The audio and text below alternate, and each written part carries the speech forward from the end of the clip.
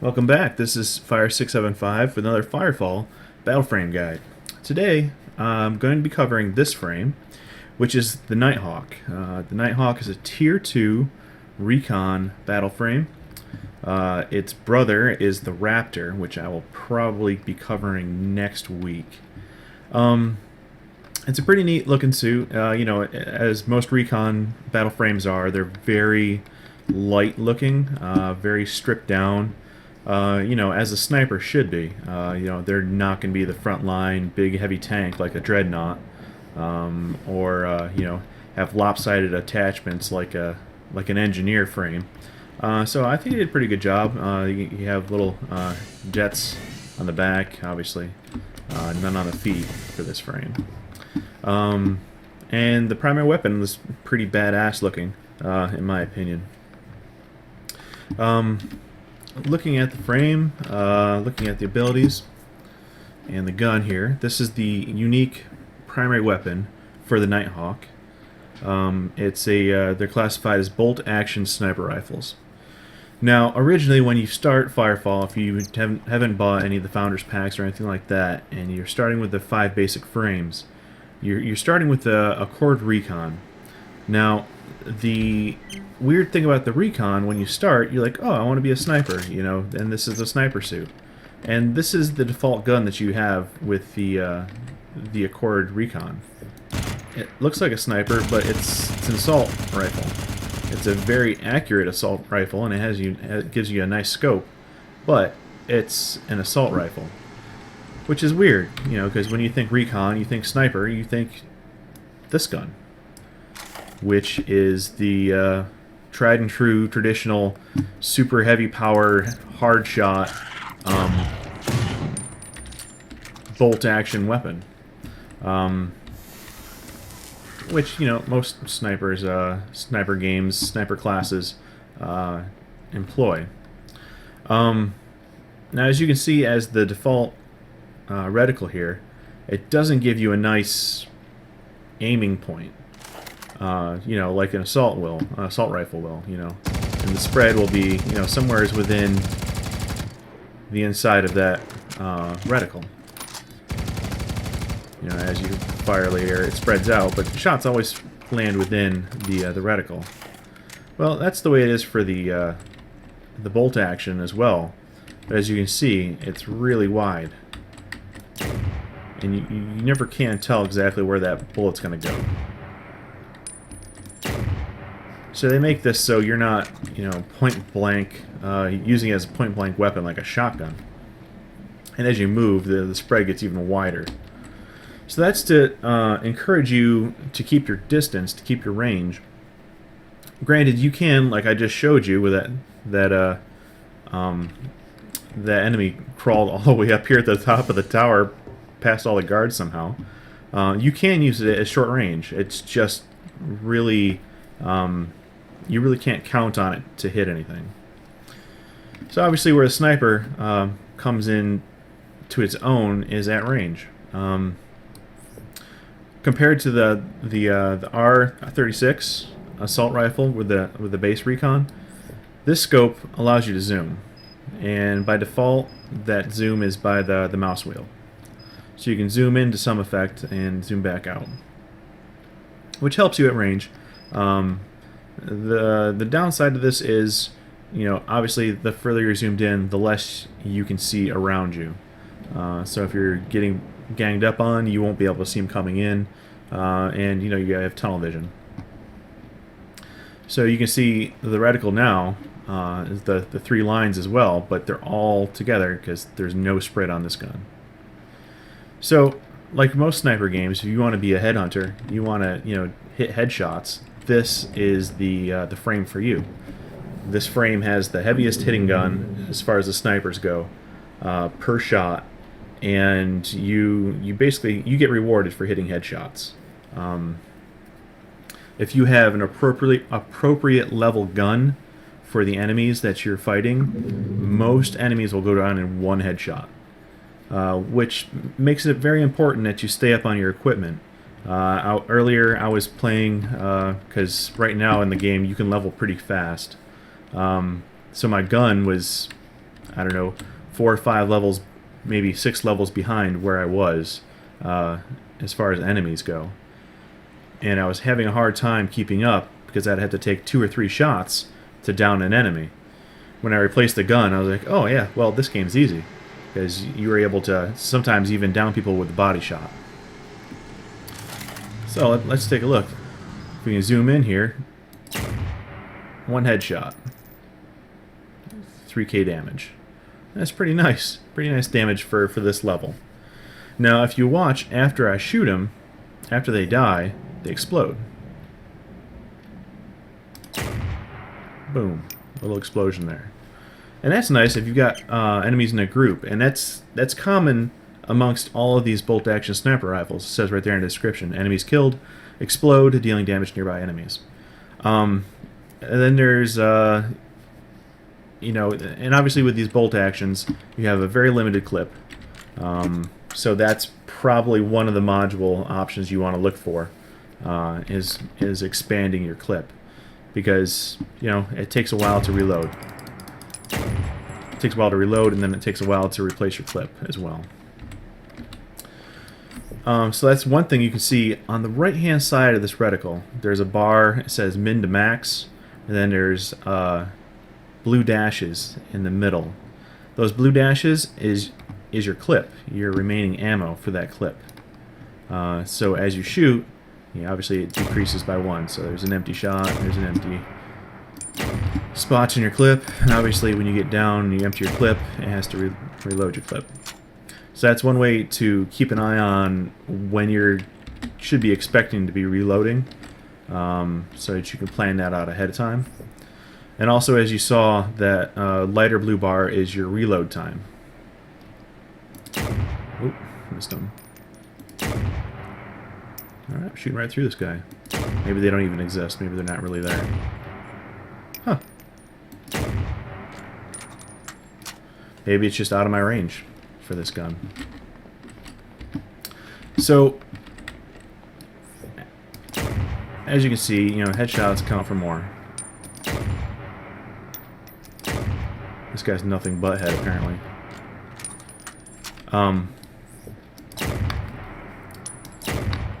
So if you hit him in the shell, it does much less damage because he's got armor. So that's basically your primary weapon. Basic bolt action, single shot, long reload, big damage, rewards your headshots. And the enemies explode after you kill them, so that's a bonus as well. So let's move to the abilities. First ability, which I find really helpful, is remote explosive. Basically, this is a satchel charge that you can shoot out, and then you can detonate when you want to. Let's see if this guy's crawling up to get me here. Oh yeah, there he is. So you use the ability once to throw it out there. And you can see it right there. I'll wait till a bunch of these little guys get right next to me here. And then I'll detonate. Now, it does explosive damage, and then it has a lingering fire effect, which, like all the Firecat stuff, will do damage over time to any enemies that are sitting in the fire. Yeah. Point blank. But you really have to be close. Otherwise, you're just not going to make that shot. So this is where it would be nice when they explode, because you do damage to all the other creatures around it after they die. The second ability is execution. Right now, this ability is fairly useless. In its prior life, when there was a lot more PvP going on, this ability was much more valuable. Because in PvP, when you down an enemy player, they're down for a certain amount of time, in which time they can be revived by their teammates. If they get revived by their teammates, it doesn't count as a kill. If you use the skill, execution, and you downed an enemy, they would be dead. They would have to wait for respawn. They could not be revived. If this still has that capability, I'm not sure because I haven't done PvP in the Firefall 1.0. I've only have experience with the old beta PvP. But right now, as far as PvE is concerned, this basically increases your rate of fire by 20% right now. Obviously, that can be impacted by modules. You could have that increase your rate of fire depending on how you mod it out.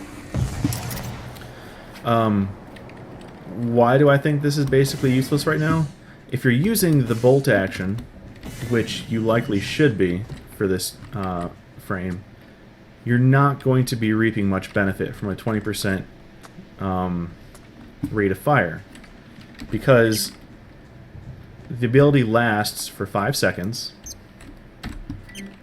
and your reload time for this weapon right here is 2 seconds.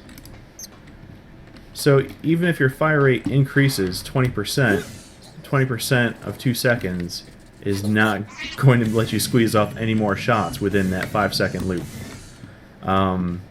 If you use the R36, it will throw out more of your ammo. So that's the only really benefit I can see from that right now, is if you're not using the bolt action, which is kind of silly to me. And I would rather see this ability on the recon, the Accord recon, than on this this current frame, as it would be more useful on that frame than this. The third unique ability is Smokescreen. It deploys a smokescreen, and it's targetable like a grenade. So you can deploy it far away from you, or you can throw it at your feet. Basically, it makes you invisible for as long as you're in it, for 6 seconds. And while you're invisible, you can't be re-added to Sin. So no enemy players can target you. And it also basically makes you invisible to... Man, those guys are coming from the shore. Makes you invisible to NPCs. Initially, this doesn't sound like that useful as far as PvE goes. But one good trick, one good place to use it is on Ares missions. Consider you're on an Ares mission where you have to go into a cave or a facility and retrieve X amount of things and then bring them out to an arc porter. Well, while you're trying to disable it, or while you're trying to send it through an arc porter, you can drop one of these at your feet and you won't be getting attacked.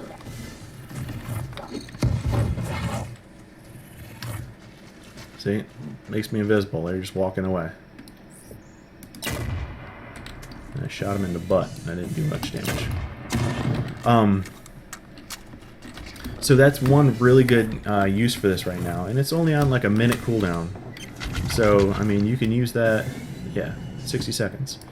So you can use that when you're grabbing something inside, and then you can throw it down near where you want to be, throw your grenade, and walk up to it and put it in the arc porter without having to get your face shot off by the 17 chosen that are waiting outside for you, or bandits, what have you.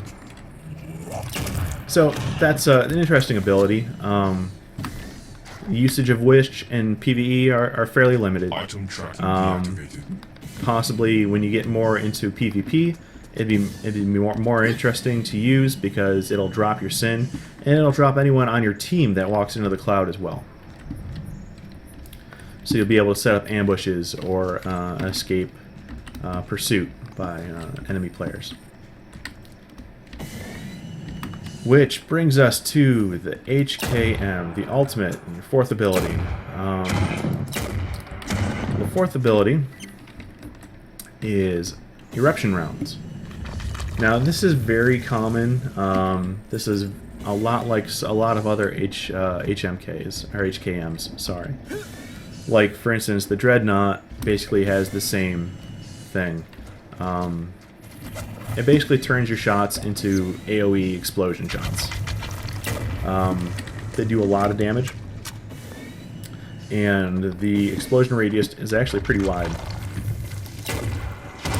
if we look here, the effector radius is 4 meters. So that's on par with like a Firecat's thermal cannon.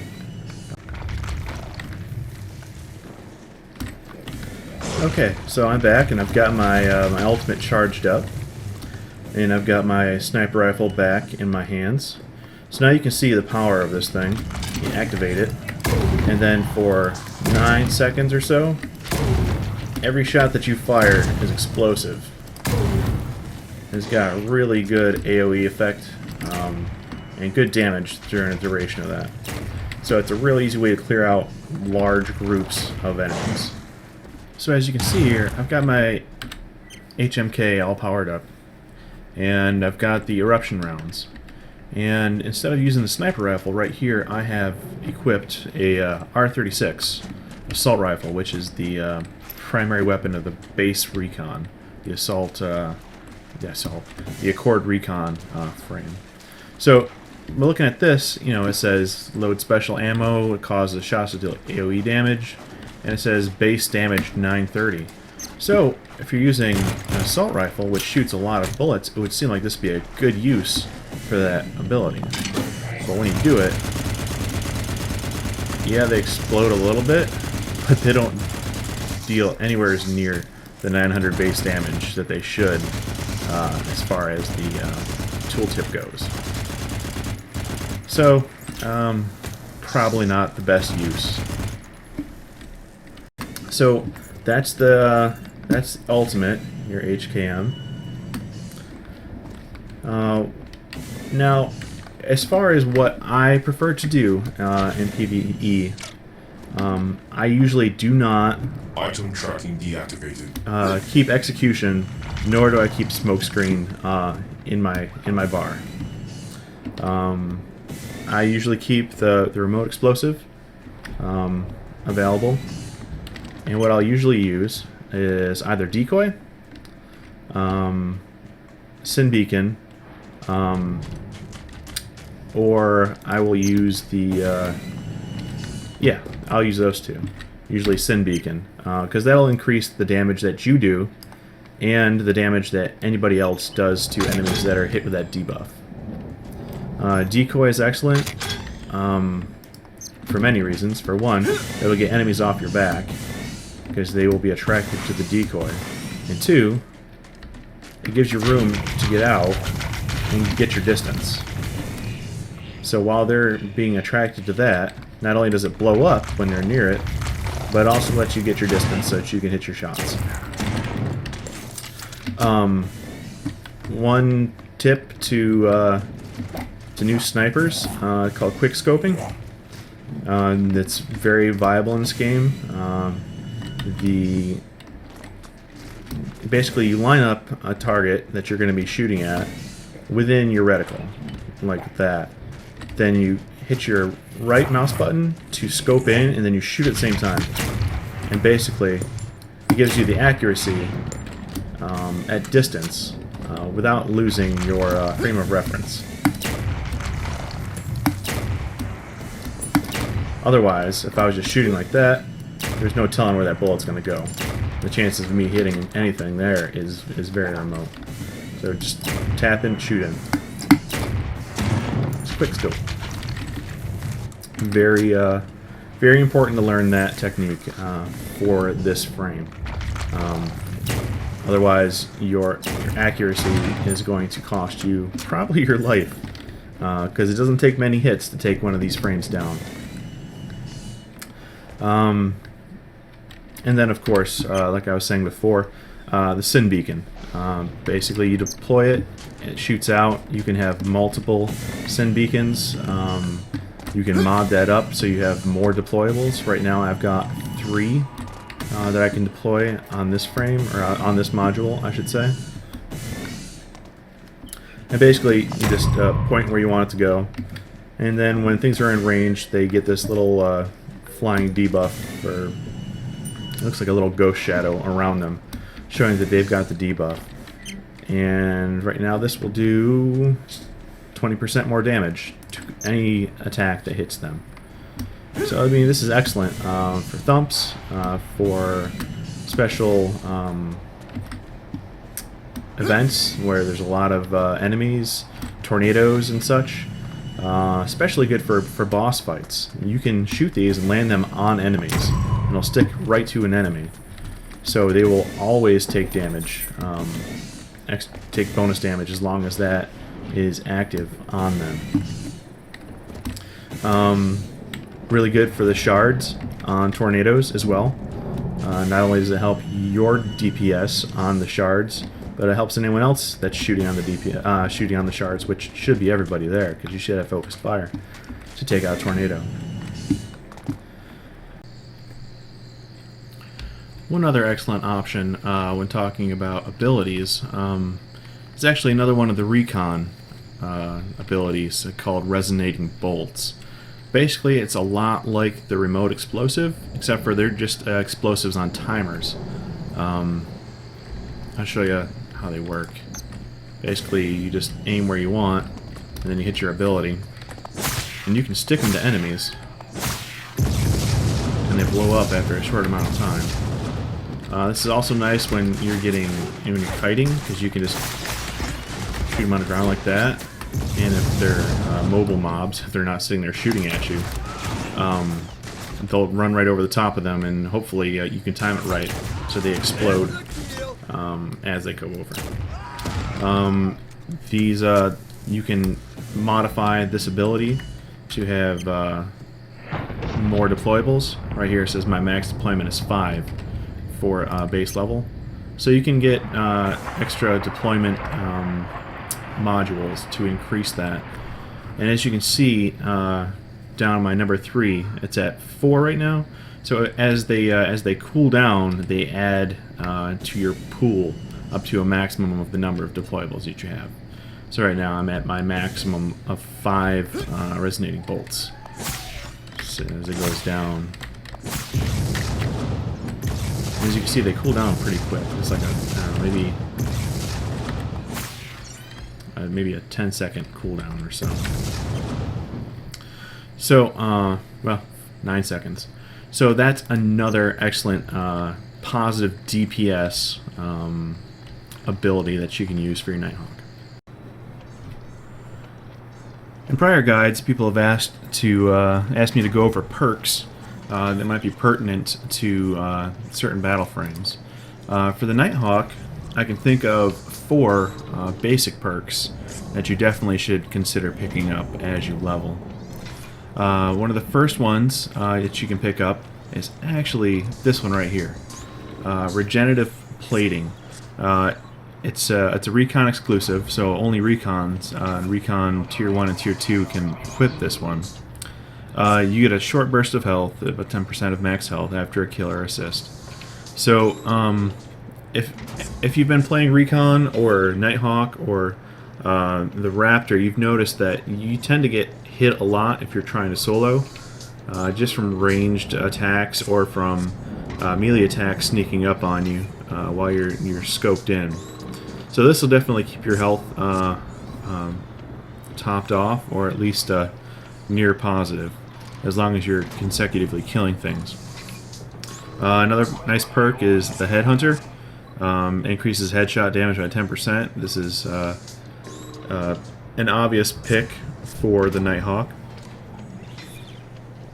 Ballistics Expert increases all your bullet damage by 5%. Again, another no-brainer. These two, they feed into each other. So yeah, that's an easy pick.